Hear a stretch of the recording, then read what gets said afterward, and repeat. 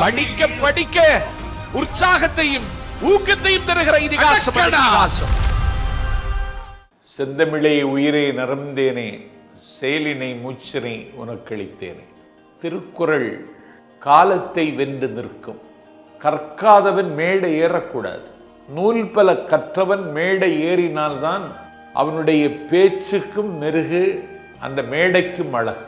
திருமணம் செய்து கொள்வது நல்லதா, திருமணம் செய்து கொள்ளாமல் இருப்பது நல்லதா என்று ஒரு பட்டிமன்றம். திருமணம் செய்து கொள்வதுதான் நல்லது என்று பேசியவர் என்ன செய்து விட்டார், திருமணம் கண்டிப்பாக செய்தாக வேண்டும் என்று சொல்லுகிறார். பெர்ட்ரண்ட் ரஸ்ஸல் என்று சொல்லுகிறார். திருமணம் செய்து கொள்ளாமல் இருப்பதை பற்றி பேச வந்தவன் திருமணம் செய்து கொள்ளக்கூடாது என்று வற்புறுத்துகிறான். சாக்ரட்டிஸ் என்று சொல்லுகிறான். நடுவராக இருந்தவர் சொன்னார், சாக்ரட்டிஸ் இதை சொன்னாரா என்றும் எனக்கு தெரியவில்லை, பெர்ட்ரண்ட் ரஸ்ஸல் இதை சொன்னாரா என்றும் எனக்கு தெரியவில்லை. இவர்கள் இருவரும் என்னை முட்டாளாக்குகிறார்கள் என்றுதான் நான் கருதுகிறேன் என்று நடுவர் புலம்புகிறார்.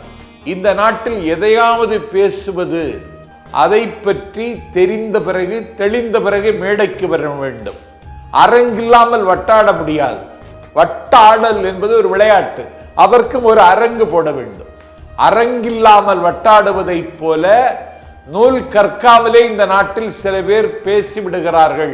அரங்கின்றி வட்டாடியற்றே நிரம்பிய நூல் இன்றி கோட்டிக்கொள்ளல். வள்ளுவர் இயல்பாக சிந்திக்கிறார். ஒரு அழகான உவமை மூலம் நம்மை ஆற்றுப்படுத்துகிறான். நாளை சந்திப்போம். திருக்குறளை சிந்திப்போம்.